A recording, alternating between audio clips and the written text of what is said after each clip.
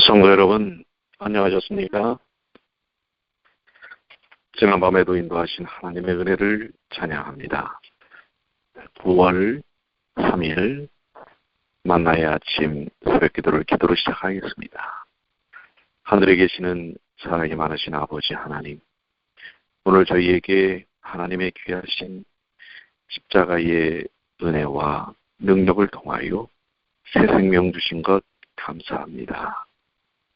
주님, 저희가 더욱더 주님께 가까이 다가서도록 도와주시고 저희에게 하나님께서 뜻하시는 모든 뜻들이 하나님의 능력 가운데 이루어질 수 있도록 주여 도와주시옵소서.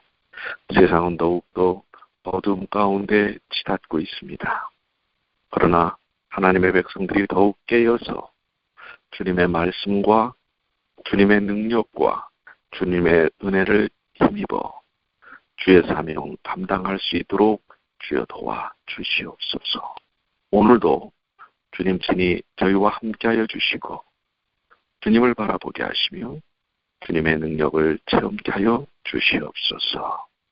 사랑과 자비가 많으신 예수님의 이름으로 간절히 기도 올리옵나이다. 아멘. 네, 오늘의 말씀은 사도행전 21장 1절로 17절에 있는 말씀입니다. 사도행전 21장 1절로 17절인데요. 여러분 성경을 좀 다 펴시게 되길 바라고요. 이제 점점 사도행전도 마지막으로 이렇게 치닫고 있는 것을 볼 수가 있습니다. 특별히 사도 바울의 3차 선교 여행의 막바지라고 할 수 있는 예루살렘으로의 여행의 부분이 21장부터 나오게 됩니다. 자, 우리 다 같이 성경을 보겠습니다. 사도행전 21장 1절로 17절까지 있는 말씀을 함께 읽도록 하겠습니다. 여러분 성경을 좀 같이 펼치시고요. 1절입니다. 우리가 저희를 작별하고 행선하여 바로 곳으로 가서 이튿날 로도에 이르러 거기서부터 바다라로 가서 베니게로 건너가는 배를 만나서 타고 가다가 구브로를 바라보고 이를 왼편에 두고 수리아로 행선하여 두로에서 상륙하니 거기서 배가 짐을 분류함이라. 제자들을 찾아 거기서 이래를 머물더니 그 제자들이 성령의 감동으로 바울더러 예루살렘에 들어가지 말라 하더라. 이 여러 날을 지난 후 우리가 떠나갈새 저희가 다 처자와 함께 성문밖까지 전송하거늘 우리가 바닷가에서 무릎을 꿇고 기도하고 서로 작별한 후 우리는 배에 오르고 저희는 집으로 돌아가니라. 두로로부터 수로를 다 행하여 돌레마이에 이르러 형제들에게 안부를 묻고 그들과 함께 하루를 있다가 이튿날 떠나 가이사랴에 이르러 7 집사 중 하나인 전도자 빌립의 집에 들어가서 유하니라. 그에게 딸 넷이 있으니 처녀로 예언한 자라. 여러 날 있더니 한 선지자 아가보라 하는 이가 유대로부터 내려와 우리에게 와서 바울의 띠를 가져다가 자기 수족을 잡아매고 말하기를 성령이 말씀하시되 예루살렘에서 유대인들이 이같이 이 띠 책임자를 결박하여 이방인의 손에 넘겨주리라 하거늘 우리가 그 말을 듣고 그곳 사람들로 더불어 바울에게 예루살렘으로 올라가지 말라 권하니 바울이 대답하되 너희가 어찌하여 울며 내 마음을 상하게 하느냐. 나는 주 예수의 이름을 위하여 결박받을 뿐 아니라 예루살렘에서 죽을 것도 각오하였노라 하니 저가 고난을 받지 아니하므로 우리가 주의 뜻대로 이루어지리라 하고 굳던가. 이 여러 날 후에 행장을 준비하여 예루살렘으로 올라갈새 가이사랴의 몇 제자가 함께 가며 한 오랜 제자 구브로 사람 나손을 데리고 가니 이는 우리가 그의 집에 유하려 합니다. 예루살렘에 이르니 형제들이 우리를 기꺼이 영접하거늘. 네, 사도행전 21장 1절로 17절까지 있는 말씀을 보았습니다. 우리 사도 바울이 굳이 이 예루살렘으로 가야만 했나? 여러 사람들이 사도 바울이 예루살렘으로 가는 것을 막는 모습을 봅니다.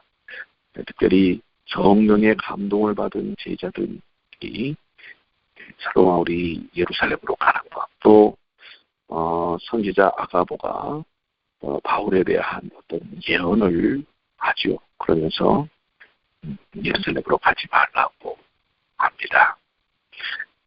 왜 바울은 이렇게 굳이 여러 사람들의 예루살렘으로 올라가는 일들을 막는 일에도 불구하고 예루살렘으로 가야 했을까? 이 사도의 그 행로의 뜻과 목적은 무엇일까? 하는 것입니다. 그 다음에 여기 그 빌립의 네 딸이 예언한 예언자로서의 삶을 것을 보죠. 이러한 부분들, 그러나 이러한 주변의 어떤 만류에도 불구하고 사도 바울은 예루살렘으로 결국 가게 됩니다. 이러한 이 배경들이 21장 1절부터 17절까지 이제 나오게 되는데요. 18절부터 보면은 바울이 체포되는 과정이 나옵니다. 아마 이러한 부분에 대한 것 때문에 주변에 있는 제자들이나 성도들이 바울을 말린 것이 아닌가라고 생각을 합니다. 자, 저는 조금 전에 말씀드린 대로 왜 바울이 굳이 예루살렘으로 올라가야만 했을까? 그것에 대한 하나님의 뜻이 무엇이었을까를 깊이 묵상해 봅니다. 때때로 우리는 미래에 예측이 되는 일이라 할지라도 그것이 상당히 어려운 일이라 할지라도 어려움이 예측이 되는 일이라 할지라도 그것을 굳이 해야만 하는 경우들이 있다고 합니다. 그런데 그 해야만 하는 일이 사도 바울이 개인의 의지와 욕망, 어떤 주장을 아주 그냥 관철시키기 위함이라기보다는 여기 14절에 저가 고난을 받지 않으므로 그 성도들이 어떻게 받는 거예요? 우리가 주의 뜻대로 이루어지다 하고 그쳤노라. 주의 뜻대로 이루어지다. 즉 주님의 뜻 가운데서 그 일이 이루어지도록 하는 것입니다.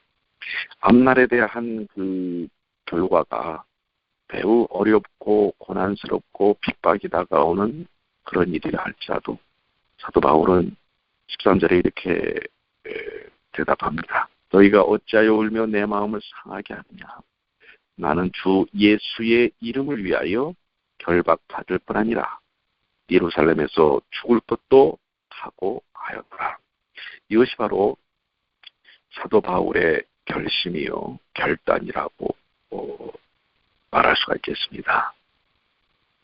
그는 예수님을 위하여 결박받는 것, 또 심지어는 죽기까지도 각오를 하는 것입니다. 복음을 증거하는 일에 있어서의 핍박을 피하지 않겠다고 하는 바울의 모습입니다. 갑자기 산상보훈에 핍박을 받는 자는 복이 있나니라고 하는 예수님의 말씀이 갑자기 기억이 납니다. 바로 그런 복음 증거의 사명이 온 세상을 향하여 말씀의 씨앗을 뿌리게 되는 그러한 계기가 되지 않나 이렇게 생각하면서요. 굳이 왜 사도 바울이 예루살렘으로 올라가려고 했다라고 하는 그 뜻은 이 사도행적의 389쪽에 그 말씀을 언급을 하고 있습니다. 여기 이렇게 말씀을 하고 계시는데요. 바울은 6월절 전에 예루살렘에 도착하기를 심히 바랬는데 이는 절기에 참석하기 위하여 세계 각처에서 올 사람들을 만날 기회를 가지고자 함이로라. 바울은 항상 믿지 않는 자국민들이 귀중한 복음의 빛을 받아들일 수 있도록 자신이 그들의 편견을 제거하는 도구가 되었으면 하는 희망을 품고 있었다. 그는 또한 예루살렘 교회를 방문하여 이방 교회들이 유다에 있는 가난한 형제들에게 보내는 선물들을 전해주기를 바랬다. 이 가뭄으로 인해서 상당히 어려움을 당하고 있었죠. 그때 구제금을 받았죠. 그 구제금을 전달하는 것, 그것도 목적이었죠. 그리고 이번 방문으로 그는 유대인과 회심한 이방인 사이에 공고한 연합이 이룩되기를 희망하였다.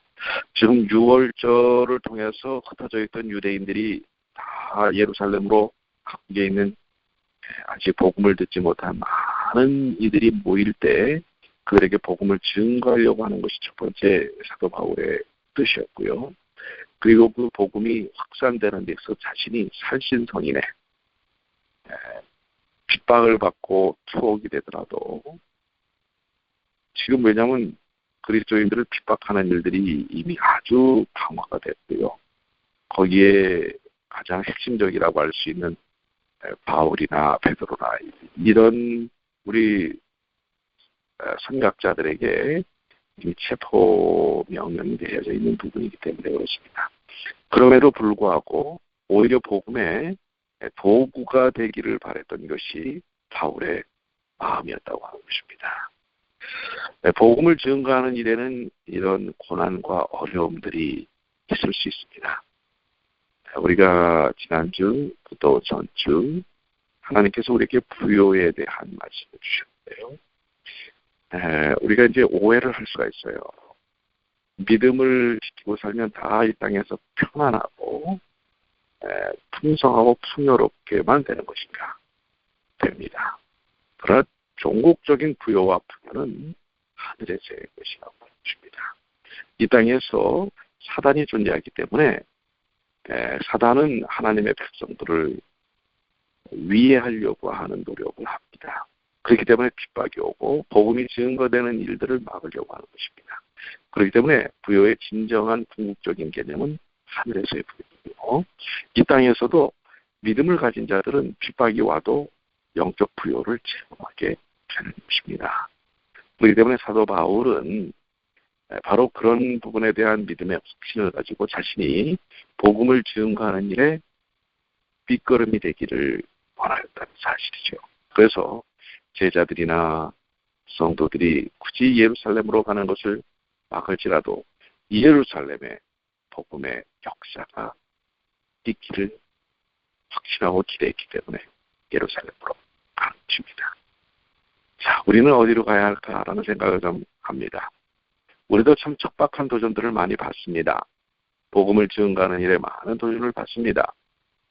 그럴 때 굴하고 멈춰서는 것이 아니라 하나님의 뜻과 목적, 여기 사도 바울의 고백처럼 예수의 이름을 위하여 결박받을 뿐 아니라 예루살렘에서 죽을 것도 각오하였노라.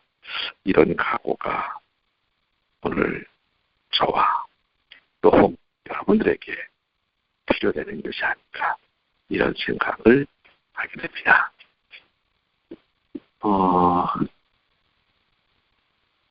여기 이제 또 성령의 감동을 입은 우리 제자들의 모습들이 보이죠. 믿음을 통해서 말씀을 연구하고 또 특별히 빌립의 집사 빌립의 이 딸들은 예언하는 일들을 합니다. 사실 우리도 이 시대를 위한 예언하는 사람들이 아닐까라는 생각을 합니다. 특별히 계시록에 나오는 다른 천사, 이 다른 천사의 사명이 복음을 다른 사람들에게 이 마지막 때 온전한 이 세 천사의 복음, 영원한 복음을 증거하는 사람들이 갖는 사명이라고 하는 것이죠.